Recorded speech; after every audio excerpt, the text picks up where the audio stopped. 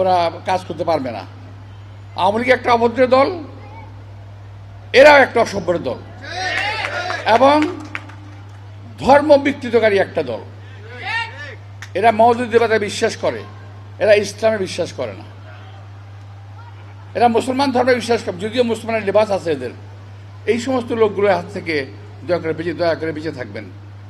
এরা বাসায় বাসায় যাচ্ছে, মা বোনদেরকে একা পায় বাসায়। আমার মা বোনরা, বাংলাদেশে মা বোনরা অত্যন্ত ধর্মবিরূপ এবং দুর্বল, তাই না? এখন যখন ডাক্তার সাহেবরা চলে আসে বাসা থেকে, আমরা চলে যাই বাড়ি থেকে, তখন 2-3জন মহিলা গিয়ে বাসায় ঢুকে, এক গ্লাস পানি দেন, পানি খাবো বলে একটু কথাবার্তা বলে বসে। তারপরে পরে করে কি জানেন, বলে যে জামাতেরকে ভোট দেওয়ার জন্য এই দিলে এটা হবে, বেহেশতে যাবেন, না দিলে আপনার ক্ষতি হবে, এই বা নানান রকম কথাবার্তা আমরা বলে। তারপর বলে যে যখন বলে ঠিক আছে ভাই দেখবো না আমরা, তারপর ভাই আমার বুকে একটু হাত দেন তো, বুকে হাত দিয়ে বলে জামাতকে ভোট দেবেন। মহিলা বললো ঠিক আছে। দেখেন, আপনারা কিন্তু কোরআন শরীফে হাত দিয়ে কথা বলেছেন, আমার বুকের মধ্যে কিন্তু কোরআন শরীফ আছে।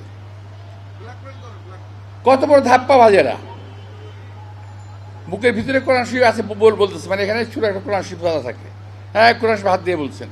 তো এই ধরনের কথাবার্তা কাজকর্ম করতেছে। বাংলাদেশের লোক অনেক শিক্ষিত নয়, কিন্তু বাংলাদেশের লোক বোকা না, একেবারে বোকা না। এদেরকে এইভাবে ধাপ্পা দেওয়া যাবে না।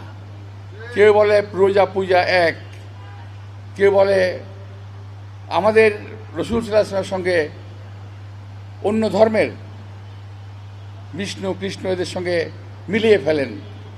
এই সমস্ত লোকদেরকে একটু চিহ্নিত করবেন দয়া করে। আমার মা বোনেরা অনেক কষ্ট করছেন, এখানে অনেক চিকিৎসা নেওয়ার জন্য অনেকে আসছেন। আমি আর সময় নেব না। আপনাদের সবাইকে আন্তরিক শুভেচ্ছা ধন্যবাদ জানিয়ে